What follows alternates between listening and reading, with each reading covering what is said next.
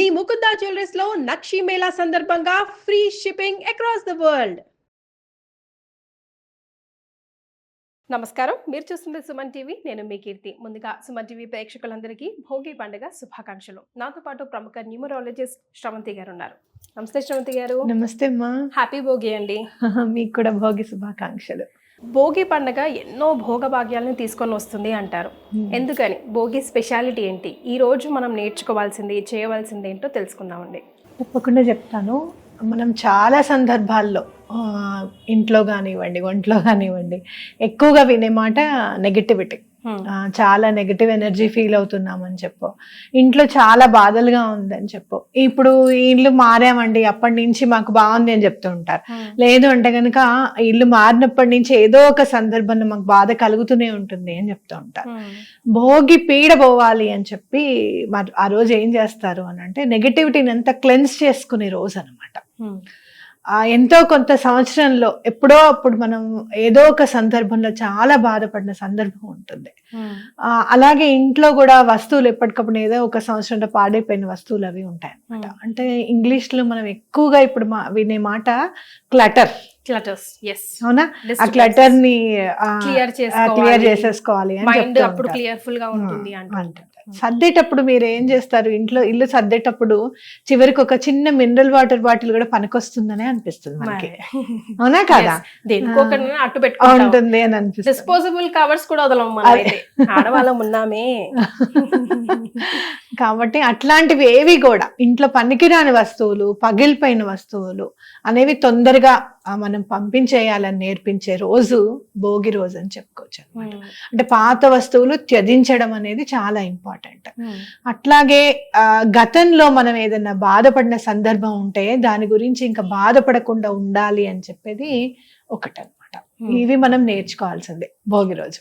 కానీ మనకి నిజంగానే కొన్నిసార్లు అంటూ ఉంటారు కదా, ఏదైనా లైక్ పని అక్కడే ఆగిపోతుంది, లేకపోతే చాలా డిస్టర్బెన్స్ గా ఉంది, అవ్వట్లేదు, ముందడుగు వేయట్లేదు అనిపించినప్పుడు కొన్ని వస్తువుల ప్లేసెస్ చేంజ్ చేసి చూడండి. అట్లీస్ట్ ఒక 5, 7, 20, 21 అప్పుడు you will find some difference, some way path మీకు కనిపిస్తుంది అంటారు. అందులో నిజం ఉంది కదండి? చాలా నిజం ఉంది. అదే చెప్పబోతున్నాను నేను ఇప్పుడు.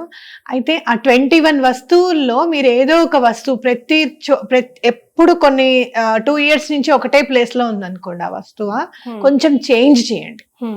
అంటే ఏంటి అని అంటే చేంజ్ చేస్తూ ఉంటే మన జీవితంలో కూడా చేంజెస్ ని మనం ఆహ్వానిస్తున్నాము అనేది మన సబ్ కాన్షియస్ మైండ్ కి అర్థమవుతుంది అనమాట. ఎప్పుడు కూడా కాన్షియస్ మైండ్ దేన్ని వెతుకుతుంది అని అంటే ప్రూఫ్ కోసం వెతుకుతుంది. ఓకే, ఫర్ ఎగ్జాంపుల్ ఇప్పుడు మీరు ఏదైనా ఉందనుకోండి, నీకు పనికొస్తుందమ్మా, నీకు రెడ్ కలర్ చాలా బాగా సూట్ అవుతుందమ్మా నేను చెప్పాను అనుకోండి, అవునా ఈసారి వేసుకొని చూద్దాము అని కాన్షియస్ మైండ్ అనుకుంటుంది. అయితే అది వేసుకున్నప్పుడు ఆ సబ్ కాన్షియస్ మైండ్ అనేది రిసీవ్ చేసుకుంటుంది. ఎక్కడైతే మీ మనసులో నాటుకుపోతుంది చూసారా, ఈ రెడ్ కలర్ మీకు బాగా సూట్ అవుతుంది అని చెప్పి దాన్ని రిజిస్టర్ చేసుకుంటుంది సబ్ కాన్షియస్ మైండ్. అంటే మీరు ఆ రెడ్ కలర్ యూజ్ చేస్తేనే కదా దానికి మీరు ఆహ్వానించేది ఆ పాజిటివిటీ, అవునా? కాబట్టి ఇక్కడ కూడా ఏంటంటే చేంజెస్ చేసామనుకోండి, ఎక్కడైతే వస్తువులు చాలా రోజుల నుంచి అట్లా ఉండిపోయాయో ఆ వస్తువుని కనుక చేంజ్ చేస్తే మీరు చేంజ్ ని ఆహ్వానిస్తున్నట్టు. సో ఈ సబ్ కాన్షియస్ మైండ్ కి ఏమో చేంజ్ చేసాము, ఇప్పుడు ఏం చేంజ్ అవుతుందో చూద్దాము అని అనుకుంటాం, ఆటోమేటిక్ గా దాన్ని మనం ఆహ్వానిస్తాం అనమాట. అందుకని ఆ వర్క్ కంప్లీట్ అవుతుందని చెప్పుకోవచ్చు. భోగి, సంక్రాంతి, కనుము ఈ 3 days ముగ్గులకి చాలా ప్రాధాన్యత ఇస్తూ ఉంటాం కదండి. సో ముగ్గుల వెనకాల ఉన్న దానికి కూడా సైన్స్ ని అటాచ్ చేస్తూ చెప్తూ ఉంటారు. సో దాని గురించి ఒకసారి గుర్తు చేసుకుందాం. ముగ్గు అనేది ఏదైనా కూడా మనం సనాతన ధర్మంలో చూస్తే గనక భూత దయకి చాలా ఇంపార్టెన్స్ ఇచ్చారు. అంటే పశుపక్షాదులకి అవసరం అయ్యేవి అనేది కూడా కాన్సెప్ట్ అనేది మన సనాతన ధర్మంలో ఉంది అని ఖచ్చితంగా చెప్పుకోవచ్చు. పరమాచారి గారు, శ్రీ కంచి పరమాచారి గారు కూడా ముగ్గుకి చాలా ఇంపార్టెన్స్ అనమాట. అంటే మీరు ఇప్పుడు రాయి ముగ్గు ఉంటుంది చూసారా, మా చిన్నప్పుడు ఏం చేసేవాళ్ళు అంటే రాయి ముగ్గు అసలు వాడరని నేను అన్నాను, అందులో కొంచెం బియ్యపిండి కలిపేవాళ్ళు ఖచ్చితంగా. అచ్చం బియ్య పిండితో అంటే పడాలి కదా, కొద్దిగా 1:1 కాస్త కలిపి వేసేవాళ్ళం అనమాట. అంటే ఏంటి, చీమలకు కానివ్వండి లేకపోతే పక్షులకు కానివ్వండి అది బాగా ఉపయోగపడుతుంది అని ఖచ్చితంగా చెప్పుకోవచ్చు. అంటే ఈ ముగ్గు అనేది భూతదయని ఆధారం చేసుకునే వేయడం అనేది ఒకటే. అలాగే మీరు చూస్తే గనక పెద్ద పెద్ద పూజల్లో యంత్రాలు వేస్తూ ఉంటాం. అవునా? ఆ యంత్రంలో కూడా అంటే చిన్న మనం ఇప్పుడు ఇంట్లో ఇంత చిన్న కలశం పెట్టాలన్నా ఆఖరికి దీపారాధన చేయాలన్నా చిన్న ముగ్గైనా ముగ్గు వేసే వేస్తాం, పెడతాం. అష్టదళ పద్మం వేస్తాం. హ్మ్.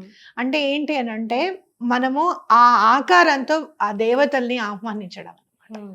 మీరు ఇప్పుడు ఎక్కడన్నా వెళ్ళారనుకోండి, రండి రండి కూర్చోండి అని చెప్పి మీకు ఆసనం చూపిస్తే మీరు ఎంత నీట్గా ఉన్న ప్లేస్లో మీరు ఎంత సంతోషంగా, ఇప్పుడు మామూలుగా రెగ్యులర్ చేసే వీడియోకి దీనికి ఎంత డిఫరెన్స్ ఉంది మనకి, Yes. అవునా కాదా? Exactly. కాబట్టి అట్లా మనము ఆ ముగ్గుని అట్లా చూసుకోవచ్చు అన్నమాట. అంటే మన ఇంటికి కూడా స్పెషల్ వెల్కమ్ చేస్తున్నారు. Special welcome. అంటే పండగల్లో ఇంకా మీరు చూస్తే ఈ ధనుర్మాసం అంతా కూడా ముగ్గులకి చాలా ప్రాధాన్యత. బాగుంటుంది, ప్రాధాన్యత ఉంటుంది. అందులో మీరు వేసేవి కూడా అన్ని గీతలతో వేసేవి ఎక్కువగా చుక్కలతో, చూస్తూ ఉంటాం. గీతలతో, రథం ముగ్గులని అట్లా ఆ, రోజుకో టైప్స్ ఆ, వేస్తుంటాం. అంటే మనం చూస్తే గనక సూర్యుడికి ఆహ్వానం పలుకుతున్నాము నెల రోజుల ముందు నుంచే అని ఖచ్చితంగా చెప్పుకోవచ్చు. Yes. అలాగే మరి భోగి రోజు భోగి పళ్ళు కూడా పోస్తూ ఉంటాం కదండి పిల్లలకి. సో ఎలా పోయాలి, ఎందుకు పోయాలి? స్వామి చూస్తే గనక మీరు విష్ణుమూర్తి బదరీ వనంలో పూజ చేసుకున్నారు, తపస్సు చేసుకున్నారు అని ప్రతీతి అన్నమాట. బదరి అంటే ఏంటంటే రేగుపళ్ళు. ఆ వనంలో స్వామివారు తపస్సు చేశారట విష్ణుమూర్తి. అలాగే ఇంకొక దాంట్లో ఏంటి అని అంటే స్వామివారిని బదరీ వనంలో చిన్న పిల్లవాడిగా చేసి అందరూ ఆయనని ఆరాధించారట.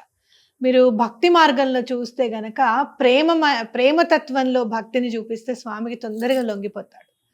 ప్రేమని చూపించేది కృష్ణ పరమాత్ముడికి, మరి అవునా?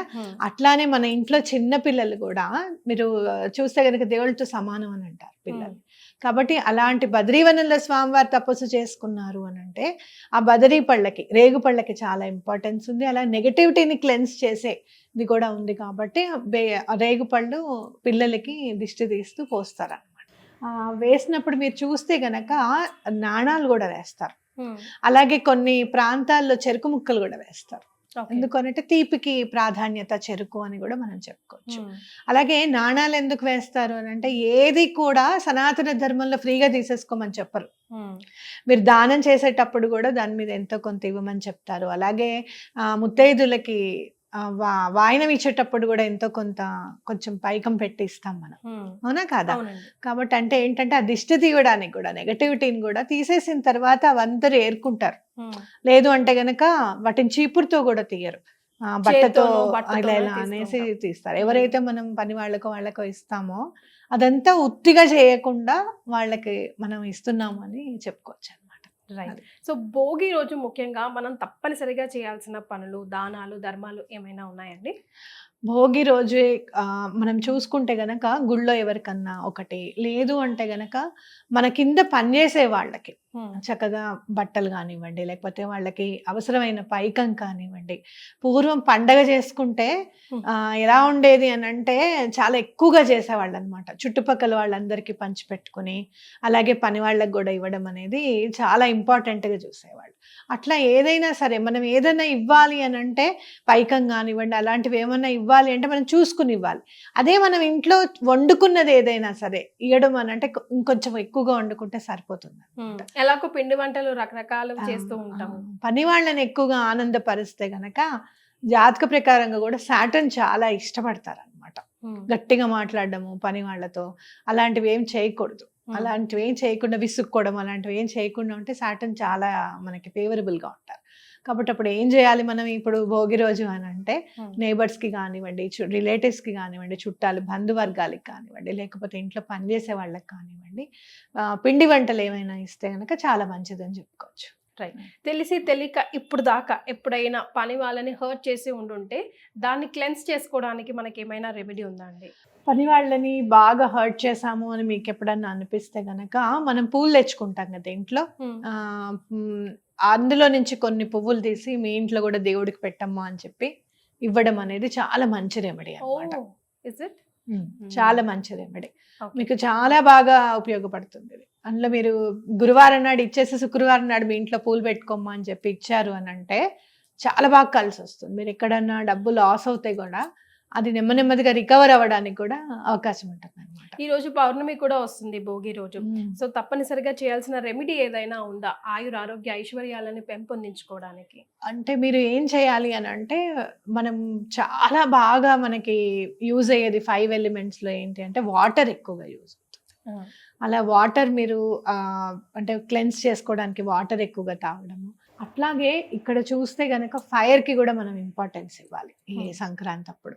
కాబట్టి ఏంటంటే మీరు వంట చేసుకునేటప్పుడు భోగి రోజు వంట చేసుకున్న తర్వాత మీరు వండిన పదార్థాన్ని కొంచెంగా మనం వండుకున్న స్టవ్కి అర్పించడం అనేది చాలా ఇంపార్టెంట్ అన్నమాట. ఇంకా మీరు చేసుకోవాలి అని అనుకుంటే కనుక నువ్వులతో నైవేద్యం, ఏదైనా నువ్వుల అన్నం కానివ్వండి, నువ్వుల లడ్డు కానివ్వండి, లేకపోతే మీరు అరిసెలు చేస్తారు దాని మీద కొంచెం నువ్వులు ఒత్తి పెట్టుకోవడం కానివ్వండి, అలాంటివి స్వామివారికి నైవేద్యం పెడితే కూడా చాలా మంచిది అనమాట. మహా కుంభమేళా ఒకటి ఉందండి, దాని గురించి ఒకసారి మాట్లాడుకుందాం. మీరు వెళ్తూ ఉంటారా? అసలు మహా కుంభమేళా గురించి ఏం చెప్తారు? కుంభమేళాని విజువలైజ్ చేసుకోవడమే. వెళ్ళడం అనేది ఇప్పటిదాకా జరగలేదు. నెక్స్ట్ ఇప్పుడు జనవరిలో ఒక ప్రోగ్రామ్ ఉంది, వెళ్ళాలనుకుంటున్నాం. అయితే ఎప్పుడు కూడా ఎప్పుడైతే మనకి పుష్కరం వస్తుందో సంవత్సరం పొడుగుతా కూడా ఆ నదిలో మనం స్నానం చేస్తే మంచిదే అనమాట. పుష్కరం అంటే ఆ 12 రోజులు కాకుండా మళ్ళీ నెక్స్ట్ ఇయర్ పుష్కరాలు ఇంకో నదికి వచ్చేదాకా మనం ఆ నదిలో స్నానం చేస్తే మంచిదనే చెప్తారు. అలానే కుంభమేళాకు కూడా 3 నెలలు ఉంటుందిట. మనం ఇక్కడ ఎలా అయితే పుష్కరం అని అనుకుంటామో అక్కడ కుంభమేళా ఏంటంటే 12 సంవత్సరాలకు ఒకసారి మకర సంక్రమణం జరిగినప్పుడు అక్కడ కుంభమేళా స్టార్ట్ అవుతుంది అనమాట. అసలు ఎంత మంది వస్తారో ఈసారి 30 కోట్ల అంచనా అండి. అవును, చూడాలి. 30 లక్షల మంది 2 చేతులు అయితే దండం పెట్టి మానసిక పూజకి చాలా ఇంపార్టెన్స్ ఇస్తాను నేను. ఎందుకు అని అంటే వెళ్ళగలుగుతామో లేదో అదంతా పక్కకు పెట్టేస్తే అది ఆ రోజు అక్కడ ఉన్నాము, నేను ఉన్నాను అని ఊహించుకొని దండం పెట్టుకోవడం అనేది నాకు చాలా బెటర్గా ఉంటుంది. అండ్ మోర్ ఓవర్ ఎంతో కొంత నేను తలుచుకున్నాను భగవంతుడిని, నా ప్రెజెన్స్ అక్కడ ఉంది అనే ఫీలింగ్ కూడా మనకు కలుగుతుంది. అది నా అనుభవం. కాబట్టి కుంభమేళా గురించి తెలుసుకోవడం కూడా చాలా మంచిది. అలాగే మనం వెళ్ళినా వెళ్ళకపోయినా చక్కగా మన ఇంట్లోనే ఉన్నప్పుడు చక్కగా ఒక కాపర్ రాగి చెంబులో నీళ్లు పెట్టి భగవంతుడి దగ్గర పెట్టి స్వామివారి మనం కలశం పెట్టేటప్పుడు చదువుకుంటాం కదా, గంగ యమున అన్ని కూడా సంగమంచి ఉన్నాయి అక్కడే ఉన్నాయి అని చెప్పి అనుకుంటాం కదా, అలా చదువుకొని ఆ నీళ్లతో స్నానం చేస్తే కూడా చాలా మంచిది అనమాట. Right, thank you so much అండి. మరొకసారి భోగి శుభాకాంక్షలు. మీకు కూడా అమ్మా.